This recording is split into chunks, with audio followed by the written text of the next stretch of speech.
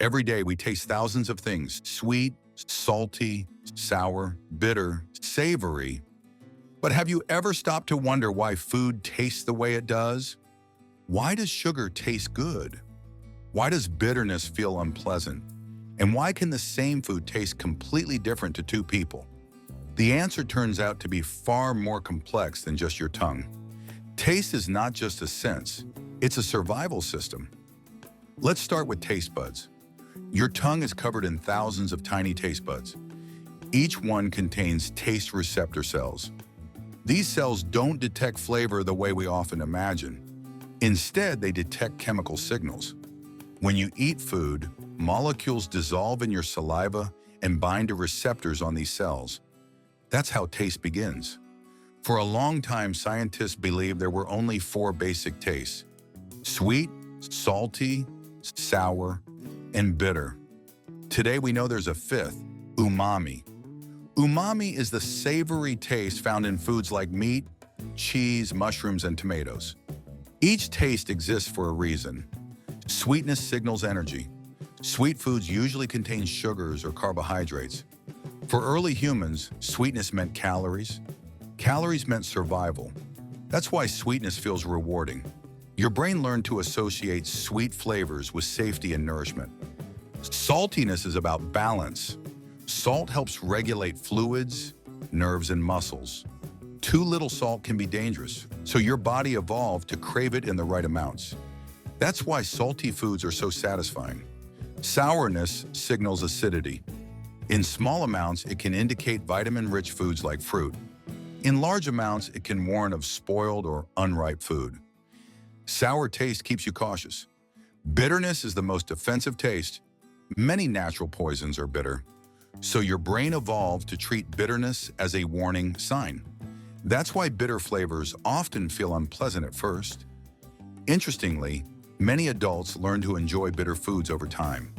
Coffee, dark chocolate, certain vegetables. That's because your brain learns those foods are safe. Umami signals protein. Protein is essential for building and repairing your body.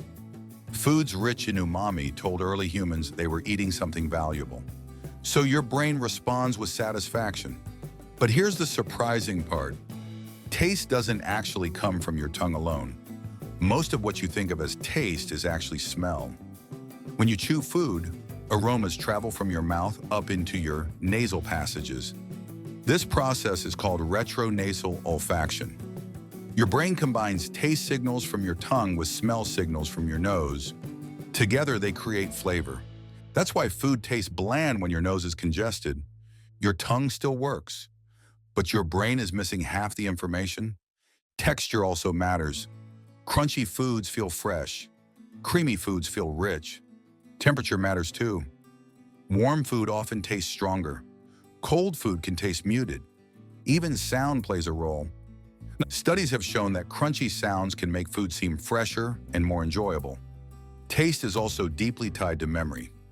Certain flavors can instantly bring back childhood moments. A meal your family used to cook, a holiday dish, a favorite snack.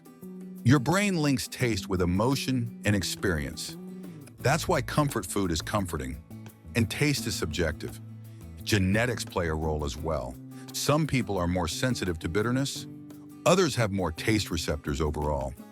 That's why cilantro tastes fresh and citrusy to some people, and like soap to others. Your brain is interpreting the same chemical signals differently. Culture also shapes taste. What one culture considers delicious, another may find strange.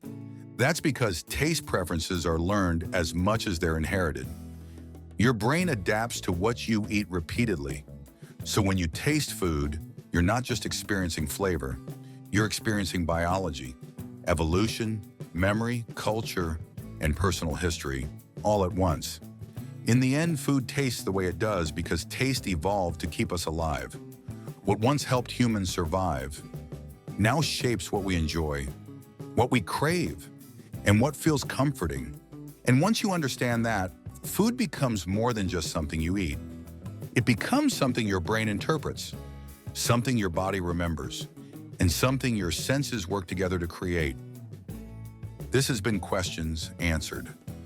What's a food you didn't like as a kid, but love now? Let me know in the comments. And if there's a question you've always wondered about, suggest it below. It might become a future video. If you enjoy learning how everyday things work, consider subscribing to Questions Answered. Thanks for watching.